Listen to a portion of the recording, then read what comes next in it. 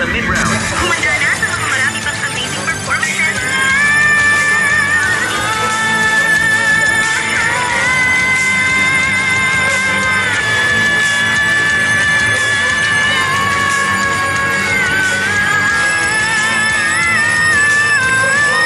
Ramdam na ramdam mo yung yes.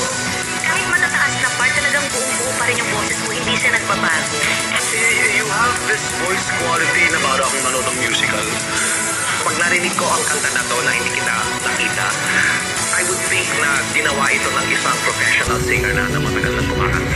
At abangan ang mas intense na announcements with an average score of 99.47%. Pasok ka na sa live semifinals! When you performed kanina, pang world class, it's wow. At ang pinili naming dalhin sa live semifinals ay si Dito lang yan sa Idol Kids Philippines.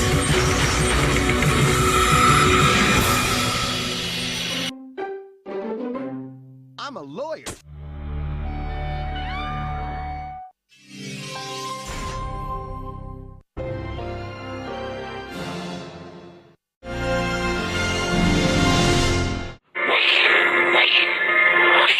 Tumulong sa paglutas ng mga krimen sa ating bayan.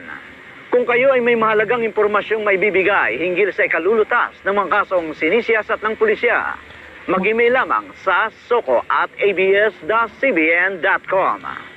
Hanggang sa susunod na linggo. Ang pagsisiyasat at pagkalap ng mga ebidensya ng inyong scene of the crime. At na Idol Kids Philippines. Dito walang takas ang may sala dahil hindi nagsisinungaling ang mga audition. Ako si Gas Abelgas. Isang magandang gabi, ligtas na gabi sa lahat. Kapamilya, ka-A to Z. Soko, Reliant Peteng, and Idol Kids Philippines.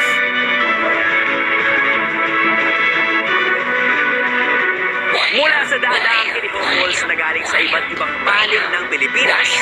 At sa ilang linggo ng mga posibleng auditions kung saan ipinamalas nila ang kanilang husay